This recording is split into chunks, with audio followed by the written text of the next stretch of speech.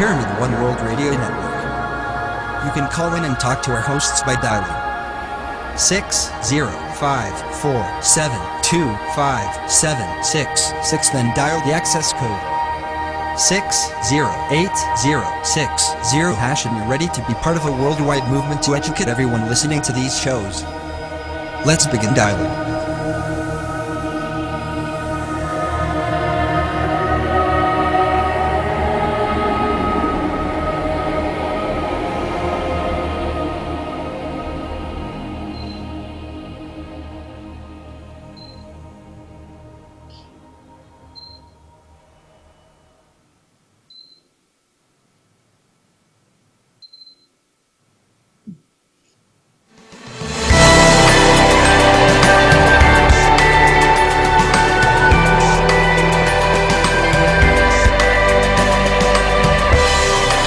This is a Pyramid One International Network presentation.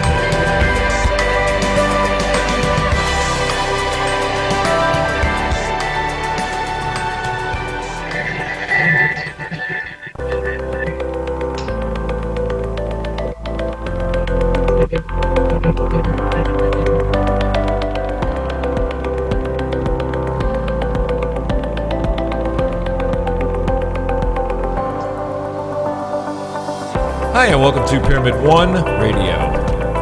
Welcome to A View of Humanity with your host, Jamie Clark. Jamie Clark discovered that he had the gift of psychic intuition and could also communicate messages and feelings between people living and those who have left this physical plane of existence. In other words, he can communicate with those we have loved and lost. Now, with thousands of powerful connections made worldwide and years of experience as his guide, Jamie offers this healing phenomenon to those who need it most. People searching for life direction and guidance, as well as those seeking answers and closure from family and friends that have passed. How does Jamie's mediumship work? Let him tell you. Listen carefully. Triangulation of communication. He says, each of us is like a radio tuner. We have the ability to tune into many different channels.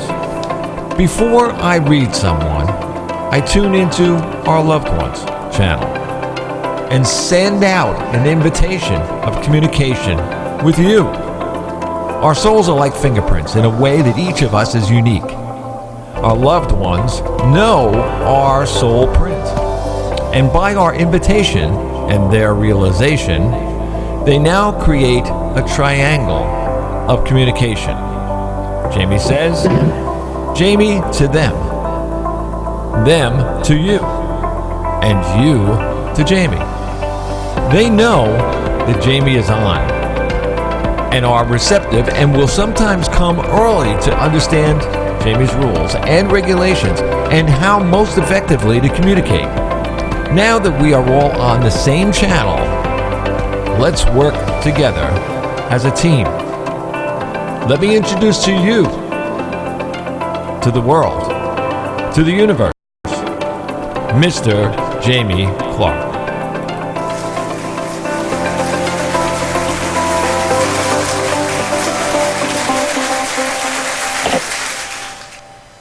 Bobby.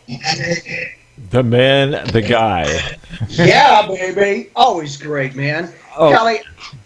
There you go. Lordy, that's good. I'm not as professional as you guys. I'm like, wait a minute. I think I need to move my iMac. Nobody can see me. I look like when they do those true crime shows and the person is talking and you guys Yeah. Nice and dirty.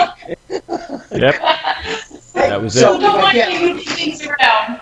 Don't mind me moving things around as I do the 360 on my, hey, hi. The jacket, too. Very nice. Thank you. Hey, so Well, and I'm a you- little, I'm a bit quiet. You got it. Hey, Kellie is a successful radio show host, a self-love transformation guide, business owner, and author and voice at internaljourneys.com. She's a board member at the National Water Center and an education coordinator for the National PKD Kidney Foundation. Kellie is on a passion-filled mission to help individuals discover their own truth through her actualized process called the 90-Day Transformation. Kellie, thanks for coming to have fun. I appreciate it. I'm so excited. Thank you for the introduction, Jamie. It's a pleasure to meet you and to see you. You're absolutely fabulous, and I love your blue. Thank you. It's really nice that we're being brought together. It's always an honor to help others, but it's also great to help ourselves too. I think if we give people an opportunity to realize, always do that. Just make sure, you keep yourself included, because for myself, I found out that the very thing I would do for others and not myself, I was starting to get pissed at, to go, no, I always help others, but what about me? And once it was great. And then people knew it was okay to be able to communicate and connect with you. What got you into this, Kellie? What was your beginning aspect of initiation? I like how you use the word initiation. Bear with me for a second while I move this a wee bit more so I can see the light, and I'm grabbing something. I'm doing something I've never done before, which I'm just going with the flow, and I'm not going to have my pen and take notes or kind of keep track of thoughts. I want to just be with you. And initiation is a great word to me, especially along my spiritual journey. Life is the initiation is a powerful quote from one of my favorite medicine cards book for Raven Medicine. And when I first read that, I'm sure, as you know, we could read things and we see them, but eventually there's days that they really sink in. And when I found that life was the initiation was a huge day. But what I realized more than anything is my aunt had been reading to me from that book since I was young. And my aunt's a healer, and I was blessed to have someone in my family, as you, to show me that it was okay. Now, she had a harder time than I am, because I'm the one in my generation that just was like, boom, here I am. And, she goes, I remember her, when she was first working and finding her gifts and working with her friend and her partner that she has worked with off and on over the years. They did a little thing with all these kids to see who was kind of, in the know, like there's still these different little things. I remember that to this day. And then they would teach us, we would sit in on meditation with them, and they wouldn't guide us on what to do, but more so just putting us in the feel of it. And, it was learning and being around it and being comfortable. Well, and now looking back at it as an adult, how does that feel to be able to approach it in the beginning in a childlike manner? Keep it simple. Did that help? I love keep it simple, KISS, right? Bobble like that, the S, the last word on the end of that. Keep it simple. Keep it simple. But I always felt very privileged, but I also was really aware that we were open to find our own path, and I was given some really good tools that I remind my clients all the time. We are what we believe. And so it's really important to know what we believe, because we literally are powerful creators, and that's why everyone's always right. They are what they believe, right? So we shouldn't tell someone they're wrong. If they believe it, that's the world they're creating it from. It's learning, really, is that my real belief, or did I take that on? Is it a mixed compilation of things that I've acquired along the way? I tend to remind people that I learned in my dark night of the soul second transformation that love, I found out, was the way I was using that energy was a way that was bought into or sold to me over time. It wasn't my true, very own version until I broke it down. And several times. So how are you there? Oh, good. Yeah, I know. You were stopped in mid. I'm like, hello. So in being able to do this, and this 90-day transformation is huge, because I got a chance to look at your website and I didn't realize how much you have to offer so beautifully. What did this do for you? How did you come across this idea to empower yourself and others?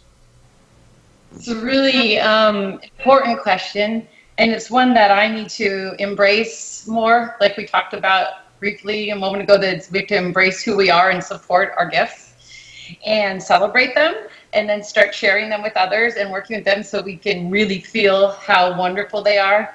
And I knew my whole life that I would write a book someday. I knew my aunt told me very young that I was here to do something very special, you know, and that was it. So I always wondered, what is this thing, you know? Because it's our choice to figure that out, right? And so, but we all are. I think we're all here to do something special. And if the most important thing we do is wake up and learn that we can truly love ourselves and not need love from without us, from with outside of us to complete us, we've done the most amazing gift we can give ourselves. But what happened for me is I steadily my whole life was walking towards working through my mind. I learned at a very young age that I could override it.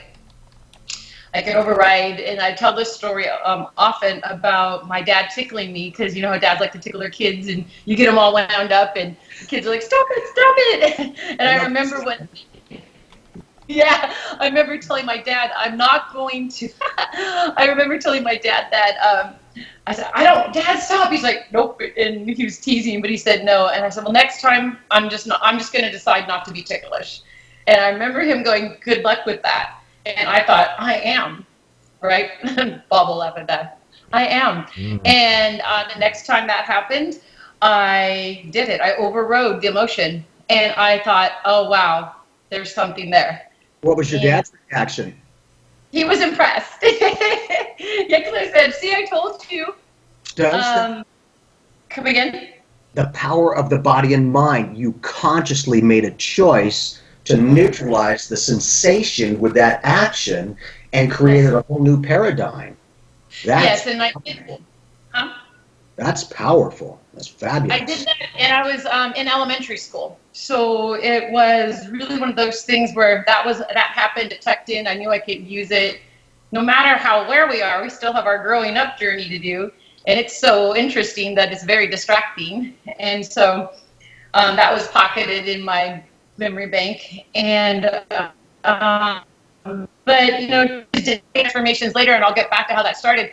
I used that when I got my tattoo. I had my logo tattooed in they call it the gut part of your arm. And my tattoo artist sat there, she goes, I've never seen, that's like the most sensitive part of your body to be tattooed. You didn't move once, flinch, nothing from the first needle to the end. And it was a couple hours. And I go, I told you I have a strong mental constitution. And she just goes, yeah. You choose, you don't have to feel anything. I know it sounds weird, but when you work with your mind to such an extent that you know that there's two different realities going on, what you choose to feel, what you accept, and then, well, actually 3, I always say 6. There's as many as we want, right? But we can really choose to, anything outside of us, I think, is provided as stimulus. And we can choose to, depending on where we are in our journey, we could lead a really wonderful life just interacting with that stimulus. Or you can choose like I did, which is to figure out how to go to the upteenth degree and learn how to not be affected by it. And I'm talking about your heartbeat, your breath, emotions that come up that are cued from your whole life path, to undo those so you can be completely centered and balanced. And realizing that power at such a young age to transform that circumstance and literally have your physical body react differently, did that plant the seeds of consciousness to create other dynamics, other aspects with your body mind, or with co-creation with others, life experience. Right, because at that point I didn't only know I was special, like my aunt told me, and that I was going to do something special. She said, you know, that you're very protected, so I knew that. I accepted that as a truth. I remind my clients that whatever we come to learn, no one's journey is any better. I chose to be fearless when I put my first mask on to block me from abandonment issues. It provided this great look on the outside of fearlessness. But in truth, I found out in my transformation work, it blocked the only thing I ever really wanted, which was love. Because if we are protecting ourselves from pain, we're blocking love. We don't understand that you can't do one or the other. They are mirrors of each other. And so I laugh at myself a lot in my transformation journey. I remind my clients to laugh too, because if we don't take the silly things we've done, or the pain that we've misperceived, or the pain that we need to look at from a different vantage point now that we're older, too seriously, we can really grow through it. It doesn't have to harm us any longer.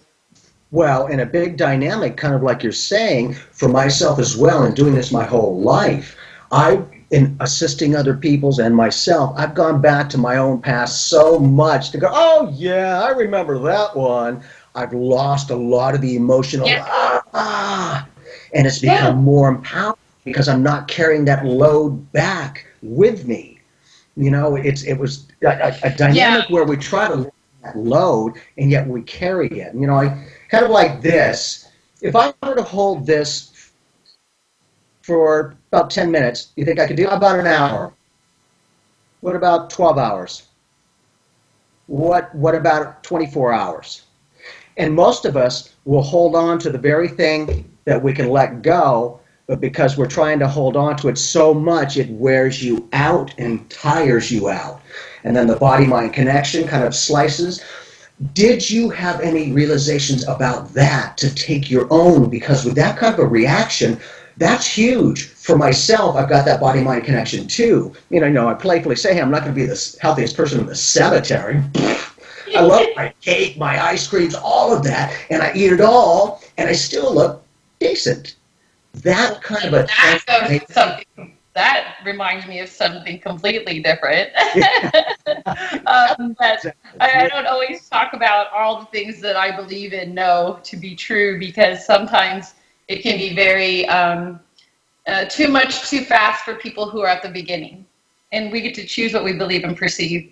And I believe that I can change, I can lose weight with just reprogramming my body structure and my mind. I know that I can heal myself. I've been doing it for a long time through cellular structure, and I didn't even know that's what it was. But I would, as a teenager, and more so as an adult when I was still partying a lot, I would, use the water and pray and use things that were coming to me, techniques on how to heal my cells.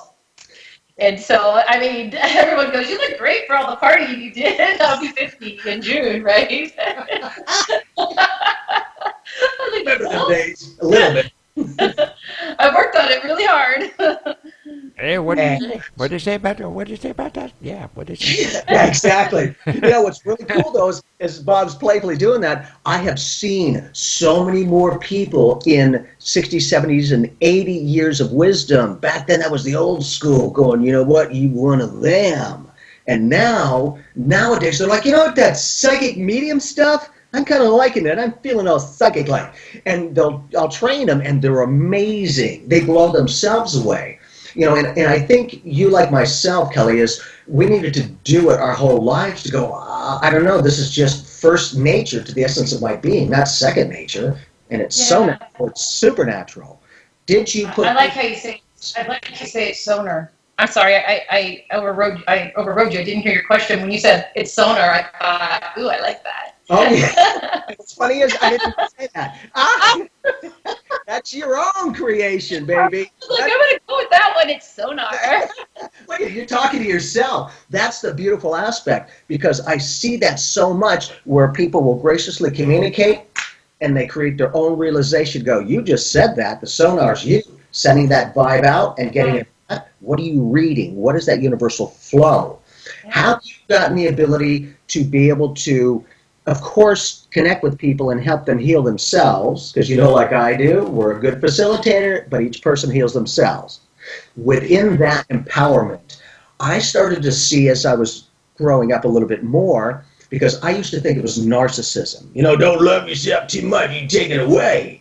And then as I got into my middle 50s now, I'm like, man, after all these years, I've realized that the more love, attention, energy, and compassion I give myself is no longer narcissism, it's self-realization, because we cannot give what we do not have. Yeah, right. First, we have to learn who we are so we can be ourselves.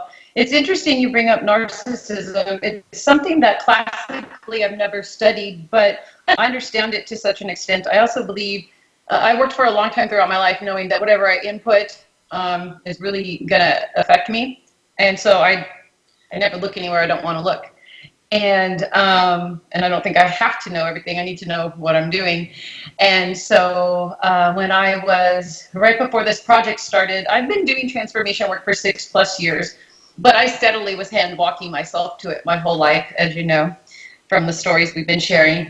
And I also knew it was in front of me. Now, some people might not know that their life journey or their who they came to be, as we call it's in front of them, but they feel something, right? And that's why they're reaching out to you or to me, or they're curious, because we're here ahead of schedule, or in our right schedule. I always say we're all the same, but we're in different parts on our journey. No one's any better or worse, and sometimes we make mistakes and we have to come back and start over. And I knew that, so I've been working very hard to like unlearn everything I've learned to pull through what I needed to pull through. I haven't used any outside facilitators. I was very much shown through my guides that I had everything inside of me already. All I needed to do was work to pull it through. So I created what is now the Self-Love Mastery course at Internal Journeys on my own through Spirit. It took a little longer for me because I knew I was doing it, but I didn't know what I was doing when I was doing it. So I told Yeah, perfect. Get out of the way. I told my clients, I go, it took me a little longer, but that's because I didn't realize, I got to go back and do something else. I'm just steadily going forward. And yes, it's one of those things where when I was given in a dream, as I'm a dream worker, and so in a dream, I woke up in the middle of the night. I was literally woke up and told to buy a URL, didn't even really understand what that was, called Internal Narcissies. The correct spelling and everything. And I thought, what? This is like a serious directive. So I wake up, I remember it was like 2-something in the morning, of course, and I'm Googling, because it's all new to me, my laptop and stuff, how to buy a web address. So I go and buy Internal Narcissies. Of course, it's not taken. And so I asked Spirit what to do with it afterwards, and they said, just tuck it away. You'll know soon enough. Because what had happened is I was really connected my whole life, so connected, so in love with I am, so in love with God. I didn't really know he was I am then, but I was like, that was my main love, right? But after my divorce, I didn't know I was supposed to go backward and start doing the work then. I just went forward with pride and shame and trudging on, right? Which thank God I did. For you. Thank God I did. It was more research, as I call it. But more research. And but Internal Narcissies really became, over the process, people would tell me, they go like, well, people hear narcissism and it's not a good name, you should change it. I said, I can't. I didn't create, it's not mine to change. That's a directive, and it was given to me. Now, eventually, in about 5.5 years, Internal Narcissies grew up into Internal Journeys, because now she's a whole course that I teach. And I still have the website where I grew out loud from day one, where I was penning as Internal Narcissies, every blog, everything on my journey, every radio show. So it's kind of like this open diary of literally me processing, going through my walk and journey. And I never knew how immaculately beautiful it could be. I never knew how exquisitely painful it would become. And I was already strong enough to take the pain, as you know, because I know how to separate. No, that's hard for some people to conceptualize, because they haven't learned that we don't have to feel what we're thinking. And so part of my gift is being that really soft place of, I always say that when you start this transformation journey, it's your pillow to fall into. And your life comes first, but the transformation journey is second, and I walk next to you. So I'm with them. If they do the whole transformation journey, it takes 1.5 to 2 years, depending on breaks, because we take 90-day breaks in between the transformations to practice what we've learned, or we don't assimilate it. We don't become what we learned, we just know some more. Right. And so to transform, we have to have realizations. And I know, because of my gifts, and I'm able to help and listen further, I call it. So we have really literally mass awakenings going on throughout the whole journey, eyes opening and fear being processed and held outside of them versus holding on inside. And each journey's special because it's unique. Mine was, and I cherish it. And it was one of the taglines for Internal Journeys is, no matter what it looks like on the outside or feels like on the inside, right? We know we have to follow, hands down, right? We go through this. We're on the other side of fear. I learned that I was the voice in the dark calling me home. It wasn't anything else. And when I trusted that voice, I was able to meet myself in the middle and rise up. And how powerful is that? I could cry. It's my gift. It's what I came to do, and there's many of us built to assist. And so luckily, Bob, we've got Pyramid One Network, and We've got these great people. Or did you say there's listeners or callers out there? Or? Yes, there is. Yeah. And Kelly, as you were able to get them to see what the empowerment was in front of them, were they able to accept it within them? Yes, I'm working with a client recently that says it's her ability to know that I went through it and to feel my compassion and to be there with her while she's doing that is allowing her to get these next doors to swing open. We can know everything, but until we can be it, we're stuck in a loop. Yep. This looks familiar. It's a literal loop. I was reading something today because I'm working on my financial spirituality now, and they were talking about ladders. And I'm like, well, my ladder goes in a circle. At least you're consistent. That's the point. Very consistent. I do nothing but. I came home from my spiritual renunciation, everything internally, externally, to work specifically with householders, to show them that you can have a life for sharing and living with others and still be home, still go to work, still barbecue, still go be a soccer mom, do everything that you need to do and still free your heart, free your mind so you can live from your heart. You don't have to do what you and I do or Bob does. You don't have to, go live in a cave, which I sort of did through my transformations. I shut out the world to work specifically because I knew what I was doing. It wasn't something I was learning as I was growing. Even though it was new, I had really set presets of how I processed my work. So that's a whole different story. But powerful. Once you put parameters around it, you have an idea, at least, of what you're experiencing and how to facilitate from there. That's a thing. It can be very serious, as you know. I had a reading done on the radio show Internal Narcissist, which was the first radio show, and it was talking about my life path and that I've already learned everything I needed to in my life journeys, that I came to share it this one. And I thought, oh, that's interesting. That's like, after hearing all those things from, your life and knowing something's happening and knowing you're going to help people, then it's almost like you've got this big responsibility. And that can become daunting as well. Waking up there's a song called Breaking Up is Hard to Do. It's old 50s or 60s song. And my friend and I changed it to Waking Up is Hard to Do. And we danced around the kitchen one time. That's great. It's like the hardest, best work you'll ever do. What I created for my process is a 3-part process. For those who are truly spiritual and feel the call to work with others, there's a mini 8-week in between that. And I created the process through spirit, so I'm going to license it. And my goal is to teach it to others so they could because they could work with their others, because we all have different frequencies and connect others. I know you have something that you share and teach with that I don't know completely, but I heard on a radio show about a card pack. Of course, yep. It is Psychic Evolution, what my mom and I used to train with.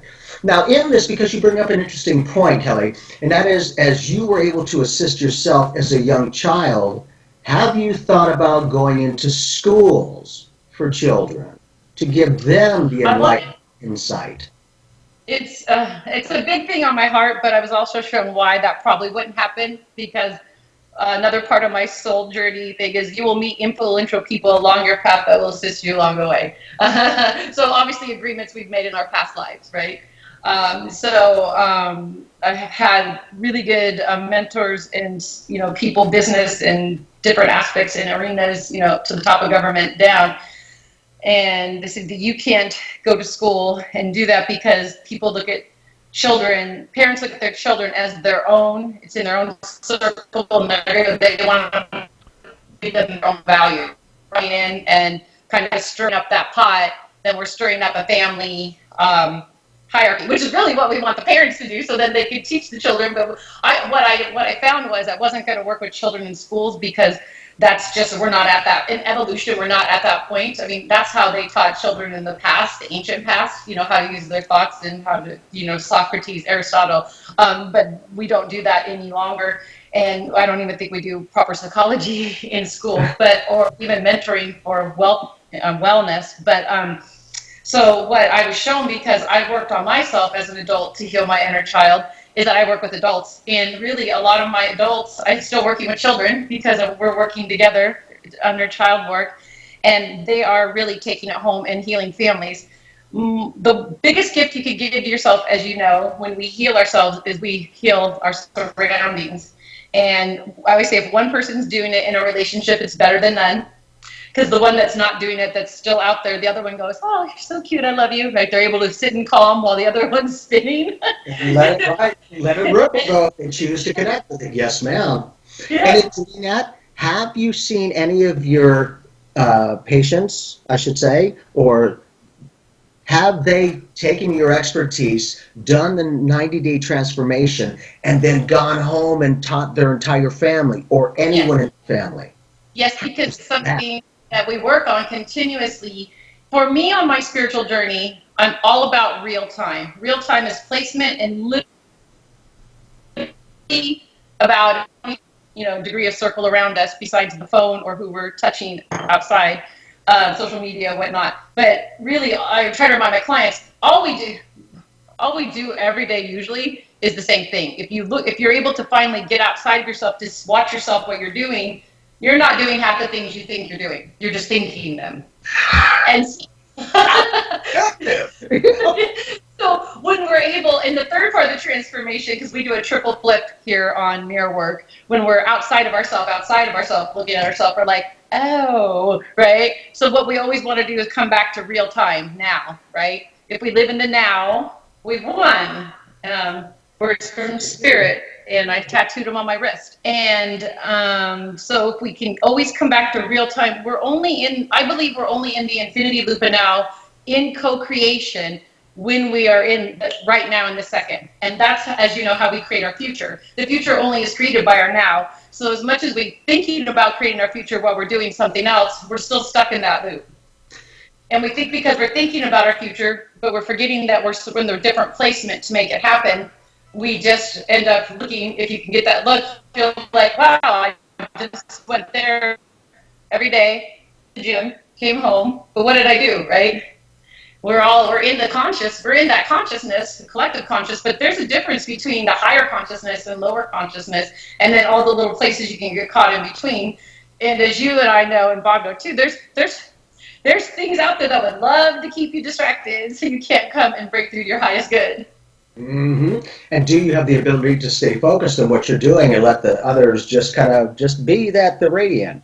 And I think being able to have people see you in action to go, okay, so it's okay, Kellie, to help yourself too.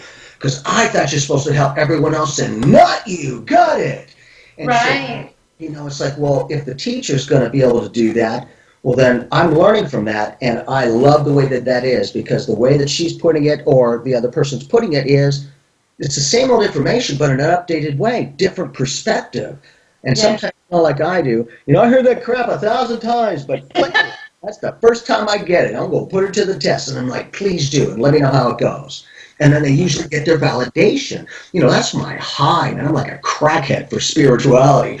More readings! Because I love to see people empower themselves. That is huge. Because to me, Kellie, like I do, nobody needs to be fixed. Nobody needs to be saved. No. So power within, right, self-realize to begin to live life more than survive it. They just need to know it's possible. Yeah, once we love ourselves for who we came to be, we have emotional freedom, and that allows us to, if we want to change, but we don't have to, we might find out that we will, because there's things that were keeping us, those are the things that kept us from taking that look.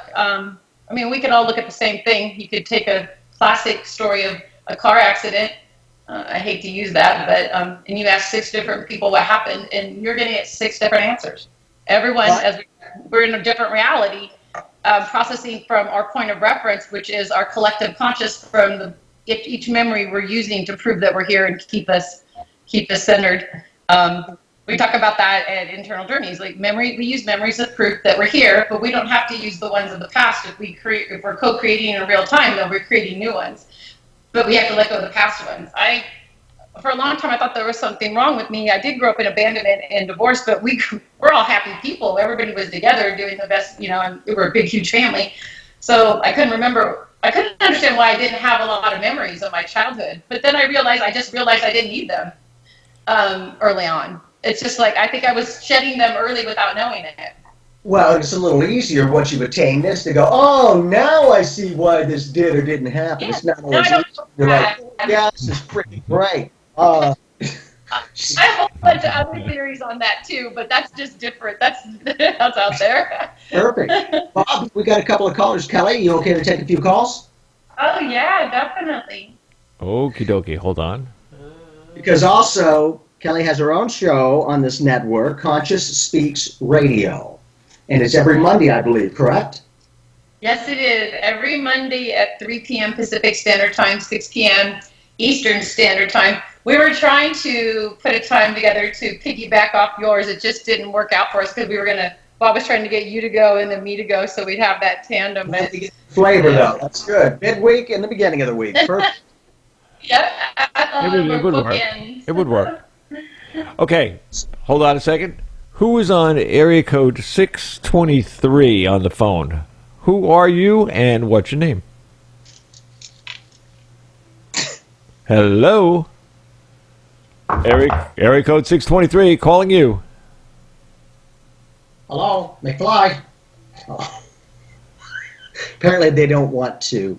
Love you. Guess not. Okay, now let's see. Oh, we must have talked too long.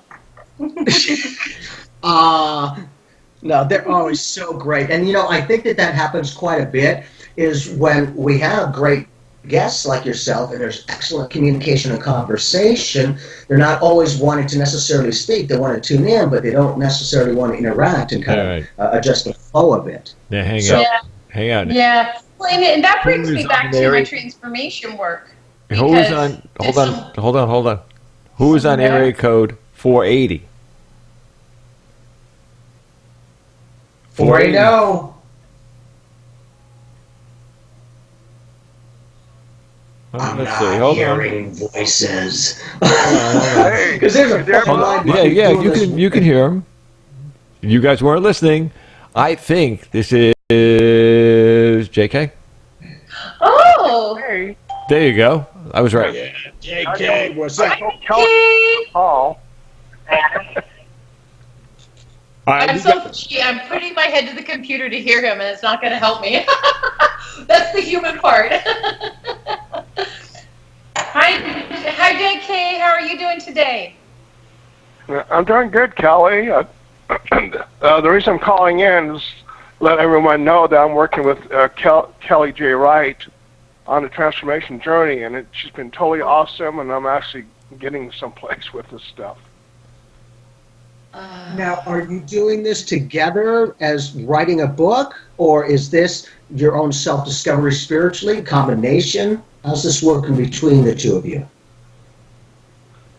Well, basically, she's my transformational coach, and I'm doing lessons with her, learning. Wow. School bells ringing. Hold on, guys. JK, can you please repeat that because the phone was ringing, and I'd love to hear what you said. Okay, Did we can you hear lose me now? Oh yeah, we can hear you. Okay. So the whole thing is, I'm slowly transforming. This is the next step that spirits want me to take, and they're the ones who hooked me up with a bunch of coincidences, hooked me up with Kellie J. Wright. And now we work together. She's my coach, and I'm her student. And she's really awesome. And it's an adventure, and it really is worth taking. Awesome. And I'm going to say he's growing exponentially fast and so deeply. He was ready for this transformation. I am blown away by the work that JK does, the way that he's able to connect and process.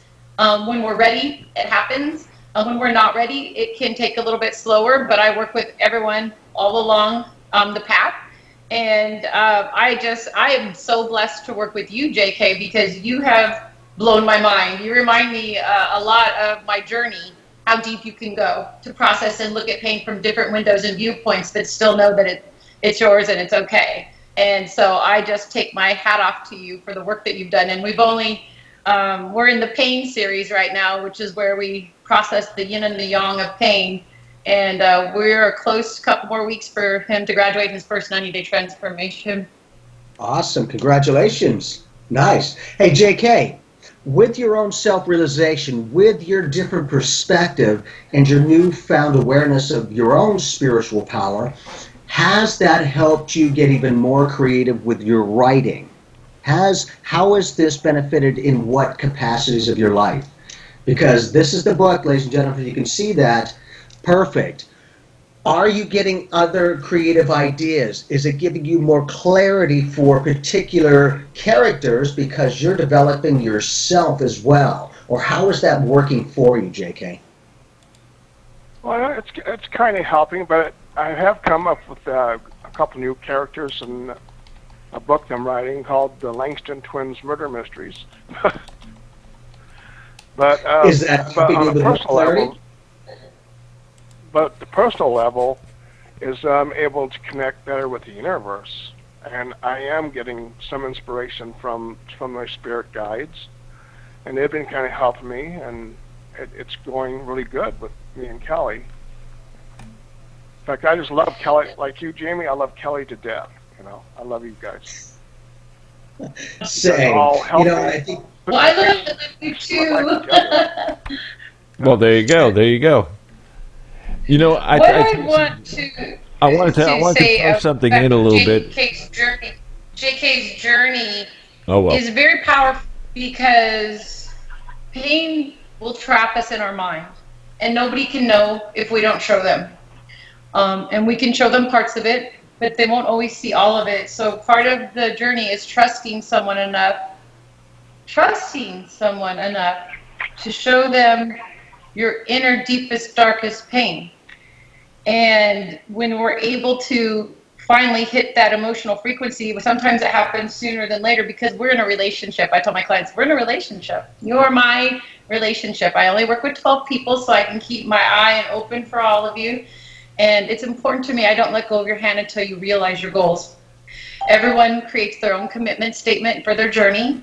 And we work very hard to make sure that we never leave a lesson until it's learned. So some journeys go a little longer. Some are processed each week. And sometimes we take more time with certain ones because we have to float it around. But it's a proven process. And when I see it work again and again, I'm ever more just thankful that I was on my knees open to receive the gift to share this, because emotional freedom is so important, available to everybody. You do not have to live in fear. You do not have to live in pain. You do not have to be isolated. You don't have to be isolated, surrounded by others.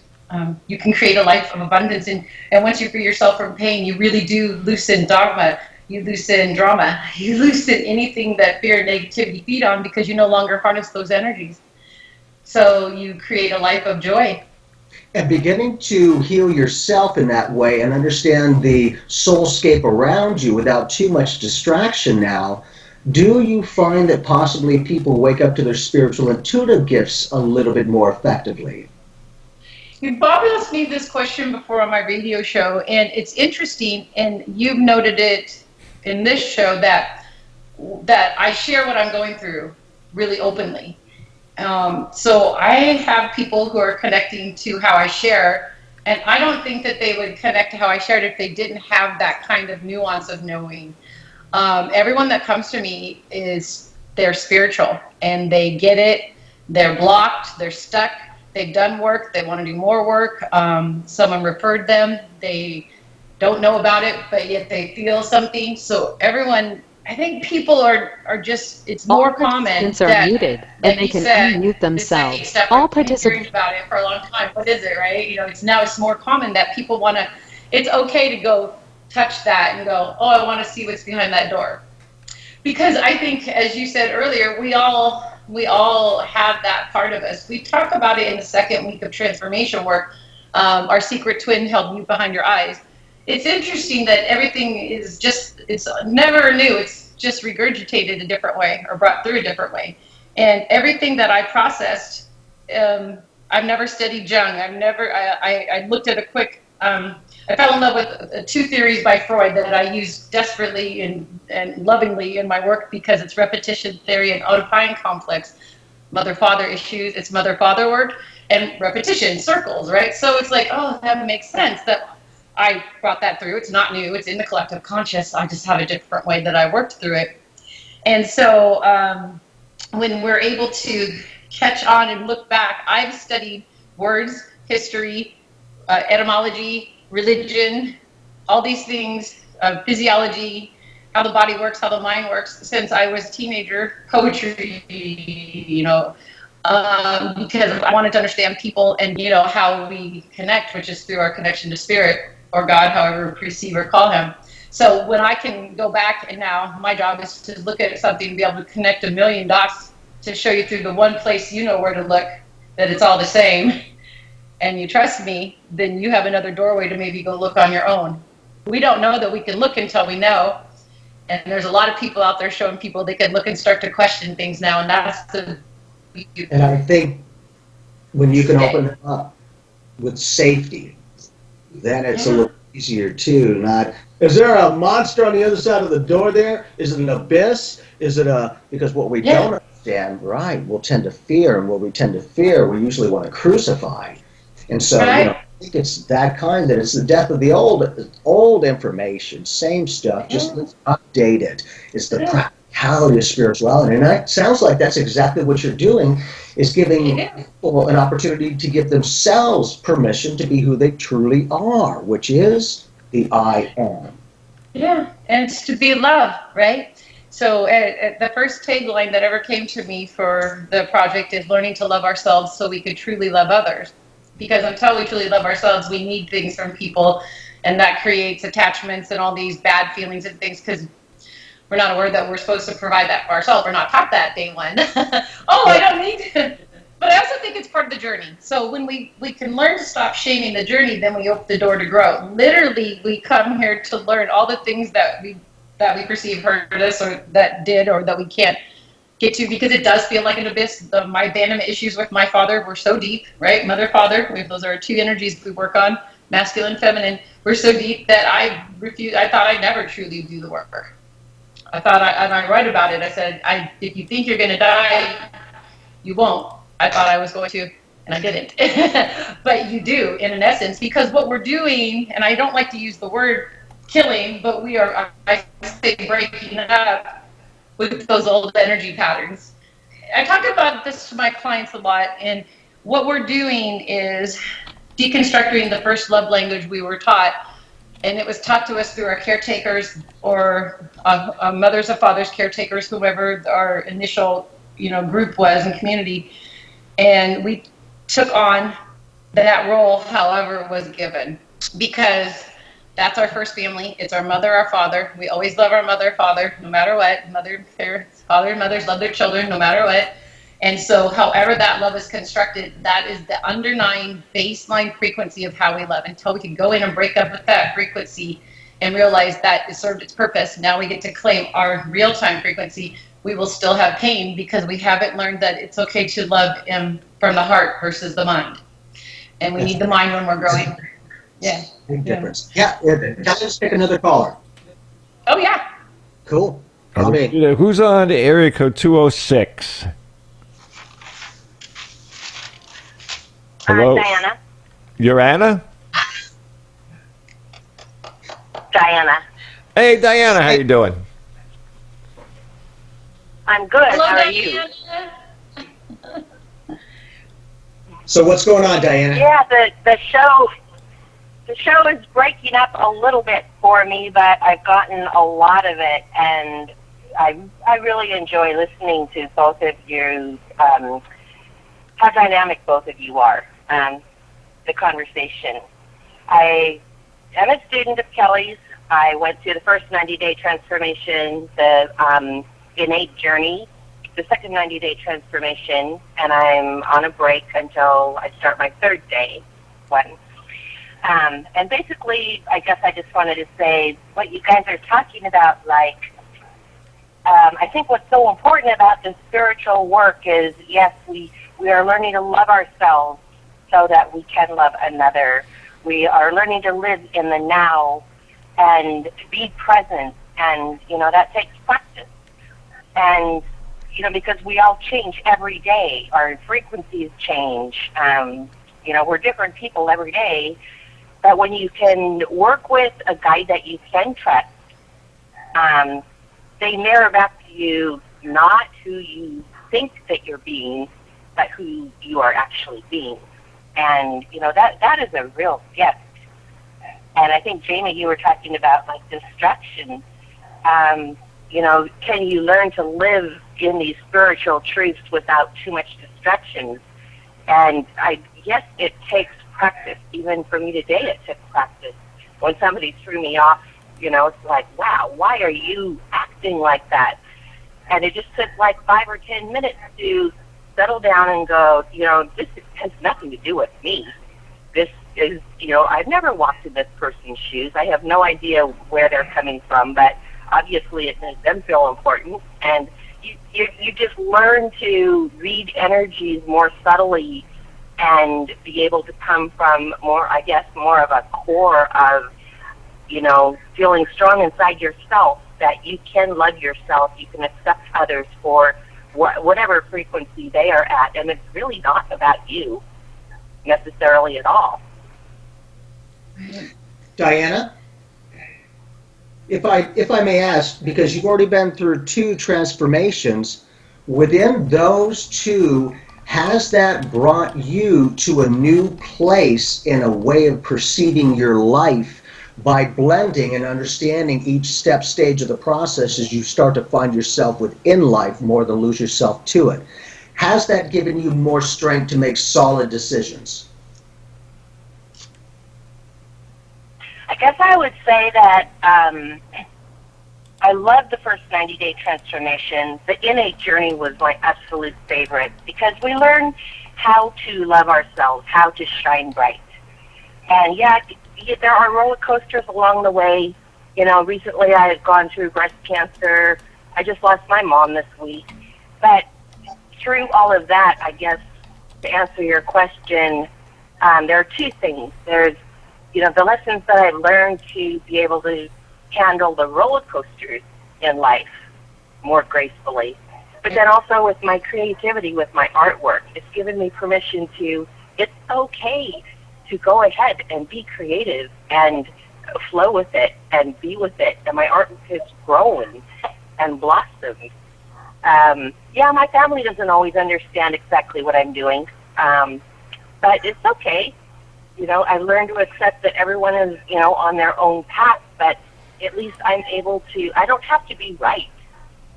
We can all accept each other for where we are and still love each other and come together and be a family.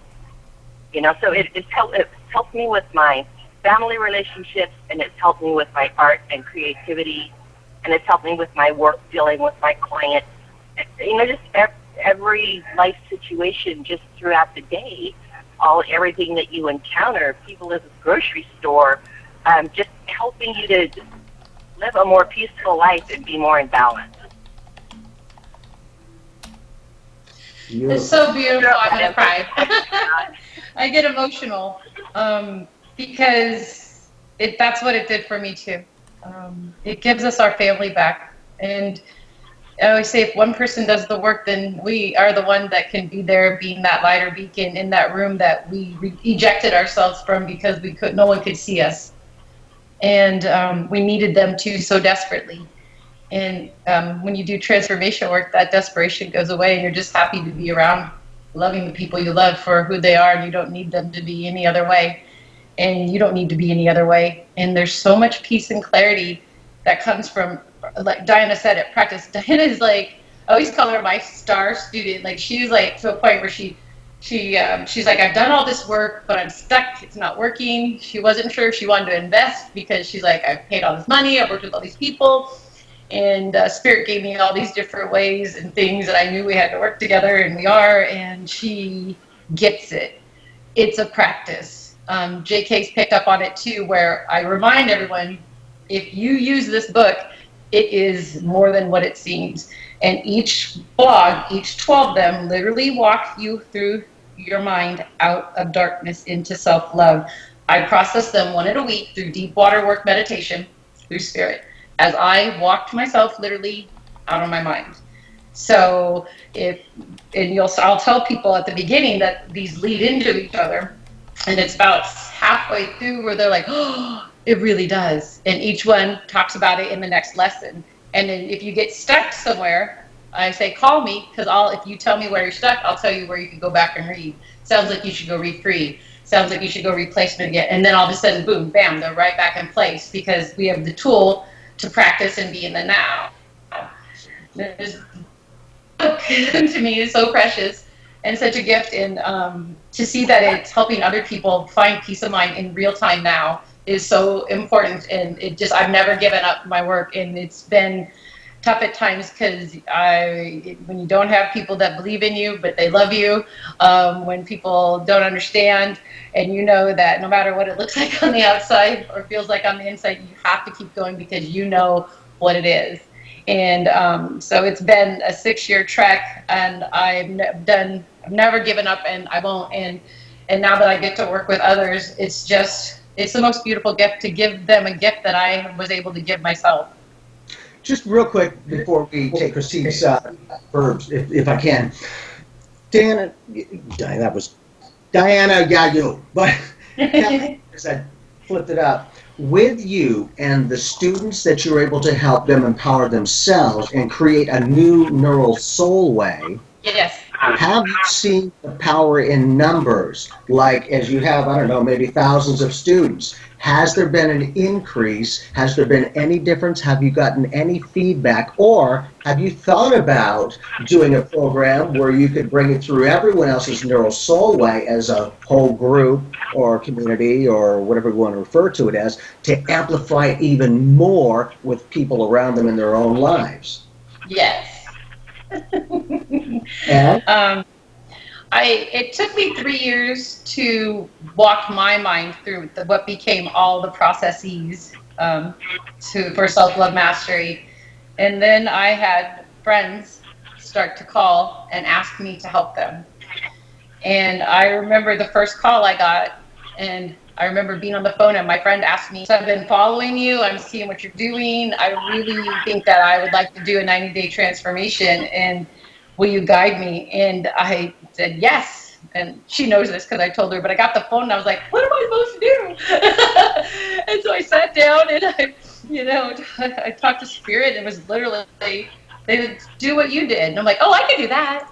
That's easy, right? I used the book you gave me. and so it just started to click. And so everything that I did, I had recorded and grown and lived out loud through videos, through blogging, the whole way. So I knew the process that I was given to wake myself up further. And so now I help others.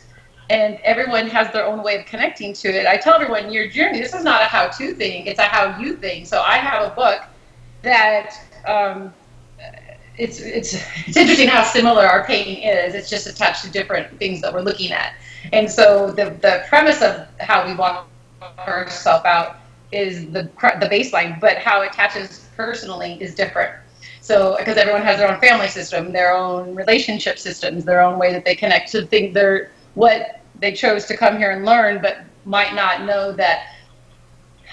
It's hard to say this for people who don't understand it, but once you accept, if you can, that you chose to learn the things you did, then you cannot take it personally, and you can maybe let that go.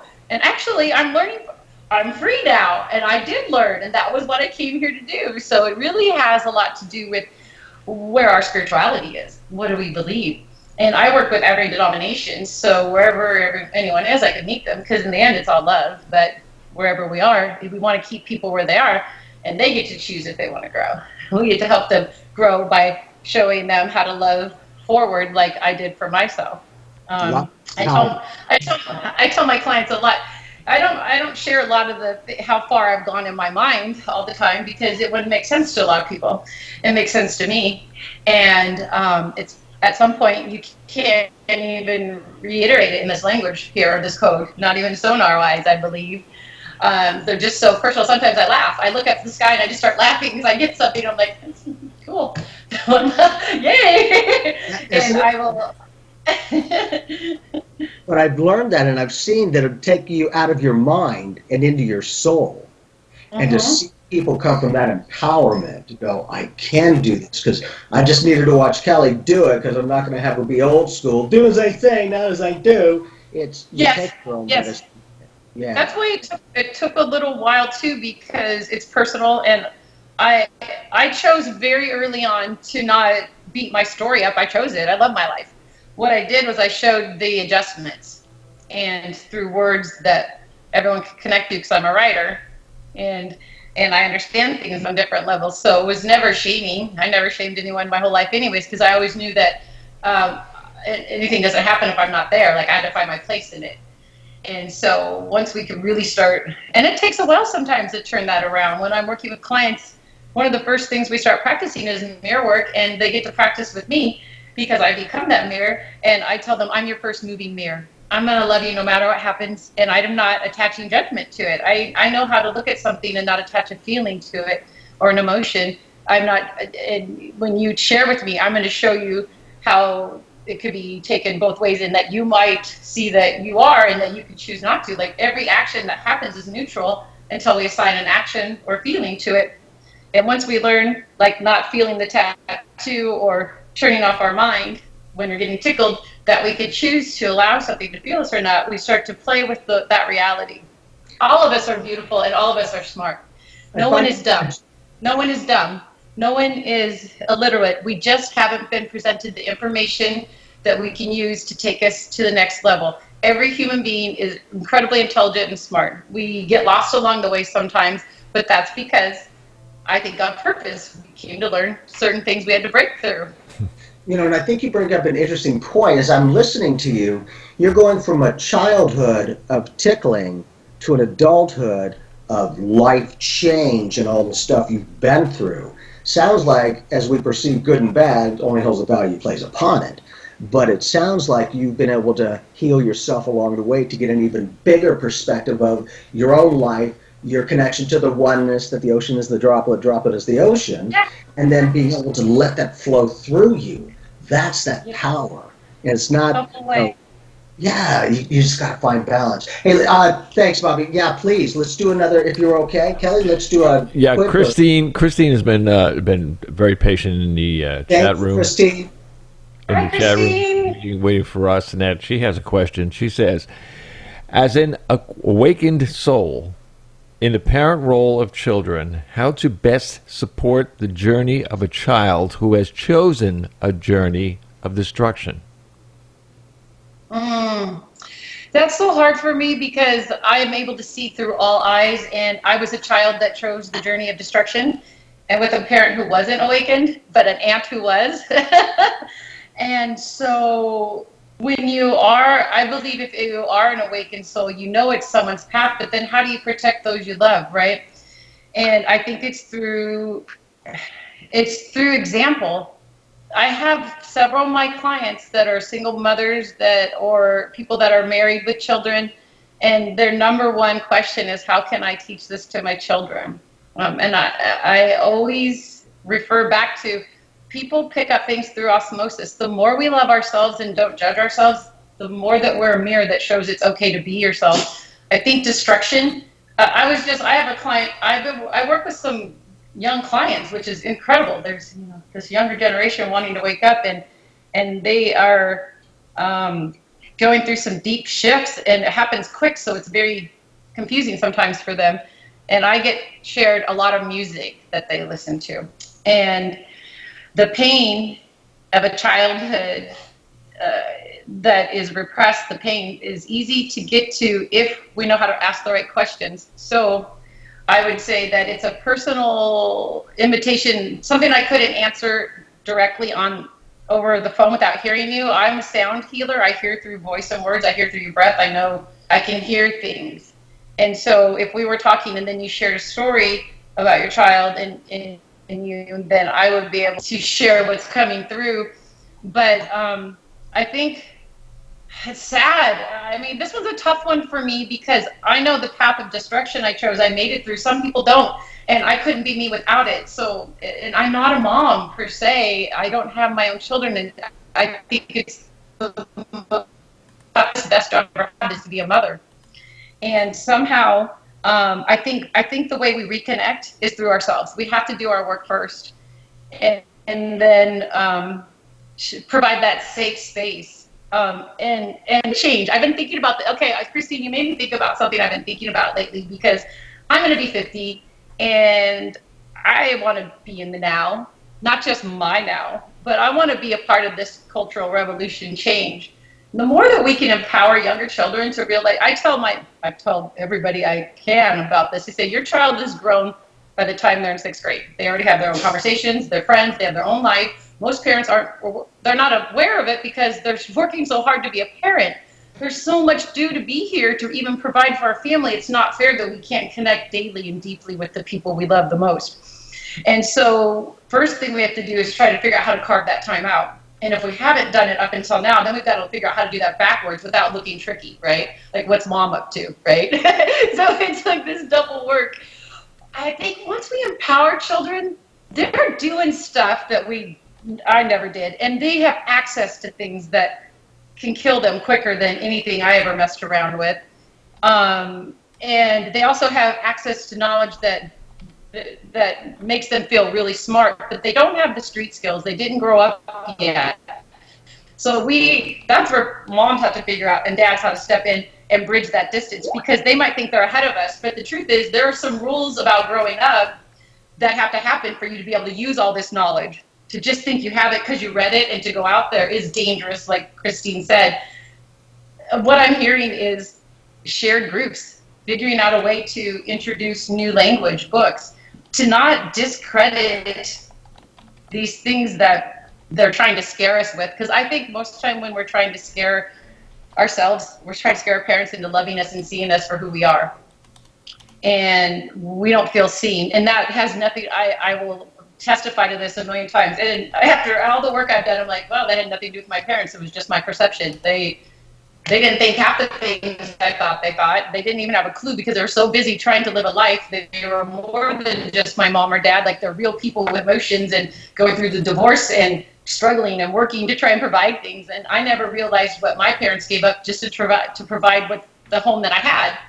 And because I wasn't emotionally getting my needs met, I acted up and out. And they were real and valid. But as an adult, I look back and think, if we only knew as a kid more so what our parents are doing every day, we might be able to help more, bring them to the table more, share in the experience. I feel the kids these days, if we gave them more responsibility, not a task to complete, but to show them that we want to empower them with how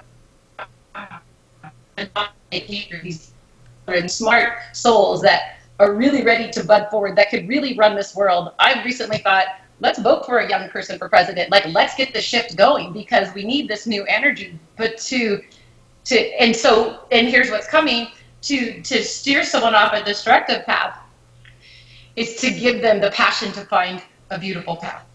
And it's not always what you think, it's what they think. And so you have to take time to dig and find that. But I learned for myself even to not use pain. Pain used me very well, and I was still very awake and smart and knew what I thought I knew what I was doing. But I still was used by pain. It's a big thing. We have to be stronger than pain and love the child through it, because they're just being used by that energy, because it's able to cling on to them, and they don't have the tools to fight it as well as we think. It's not so simple to fight that. That's a powerful dynamic, and I am a parent for 2 boys, and Kellie, because we have so much more to talk about, are you open to having another show, having a great conversation again? I'd love to.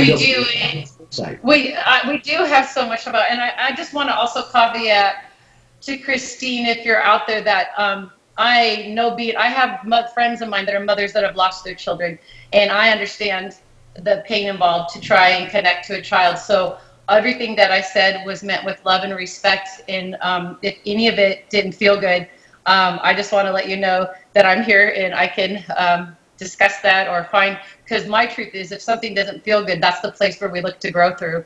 And I want to honor you in your journey and your child. Prayer works, and God is good. And when we can learn to give these children that are light years ahead of where we were at our age a platform to really do the amazing things that they can, we'll learn more from them than we could ever dream. Your email address is already to Christine, and she says, thank you, Kelly. All's good. Oh, good. Thank you. It's so personal. Our children are so personal. That's how people get through to this show. On the chat room, that's full. Your phone rooms, you can go for another 2 shows. Jamie and I need a 3-hour show. At least. Marathon. Thank you, Kelly. That's awesome. I appreciate all that you do for others and yourself. That's powerful. Thank you so much. I appreciate you too. And I want to hear more about you, so I would like to invite you on my show so I can ask you questions and learn more about your journey and what you came to do. You let me know. I'm on. Okay. Oh, there you go. You guys can communicate back and forth. Jamie, they want to get in touch with you. How did they get in touch with you? Yeah, check out my website, jamieclark.net, or you can email at insight@jamieclark.net, or many other avenues. Or check me out here on the show and many other dynamics that we'll get into with a lot of fun, Last but not least, just write Pyramid One at Bob Charles Show at live.com, and I will stick you right over to who you want to go to, no problem. Now, Kelly, how do we get in touch with you? Okay, I'm Kellie J, and you can find me Kellie, Kellie J Wright. And if you Google that name, you'll come up with my websites. You will come up with 6 years of links. I'm not hard to find on social media. I have a website, internalnarcissist.com, where you can find all my real work. And then I have a website, internaljourneys.com, that shows the process I teach and the school of thought that I'm creating and want to share with others. We have a radio show, Conscious Speaks, every Monday on Pyramid Run Network at 3 p.m. Pacific Standard Time. You can call in and ask questions.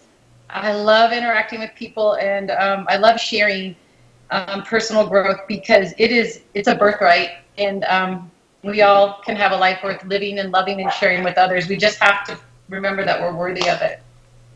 Well, there you go. Mindset, you got it. Well, there you go. Pyramid One Radio Network is here for the world, and everyone on it is here for you. Use it. We're here. Thank you, Jamie. Thanks, Kelly. We'll talk soon. Definitely. Ladies and gentlemen, thanks for having fun with us. There's going to be a lot more to come. Stay tuned, and we'll see you soon. Oh, there you go. Just want to tell everybody, hey, listen, you know what? Monday, this coming Monday, guess what?